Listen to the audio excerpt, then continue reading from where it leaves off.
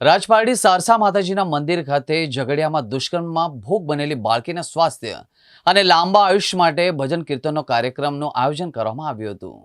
ભરૂચ જિલ્લાના ઝઘડિયામાં દુષ્કર્મની ચકચારી ઘટનાને લઈને સમગ્ર ગુજરાતમાં ચકચાર મચી જવા પામી છે। હાલ પીડિત બાળકી સારવાર હેઠળ વડોદરાની સયાજી હોસ્પિટલમાં છે, જ્યાં તેની તબિયત નાજુક છે તેવું સૂત્રો પાસેથી જાણવા મળ્યું છે।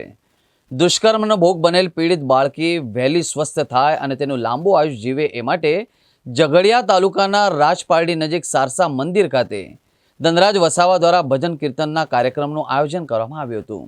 ઉપસ્થિત લોકોએ શ્રીરામ જય જય રામના જાપ કર્યા હતા અને પીડિત દીકરી જલ્દીથી જલ્દી સારી થાય એ માટે માતાજીને પ્રાર્થના પણ કરવામાં આવી હતી। આ કાર્યક્રમમાં સર્જન વસાવા, રોહિત વસાવા ભજન મંડળીના સભ્યો ઉપસ્થિત રહ્યા હતા।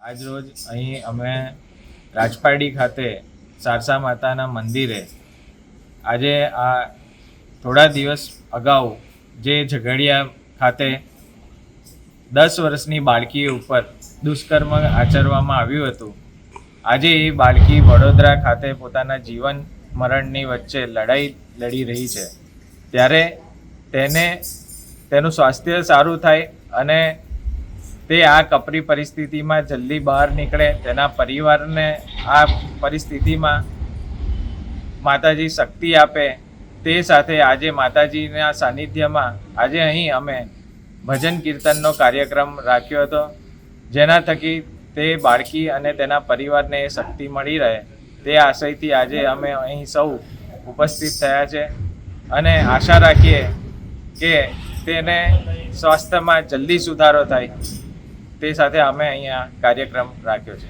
જય માતાજી।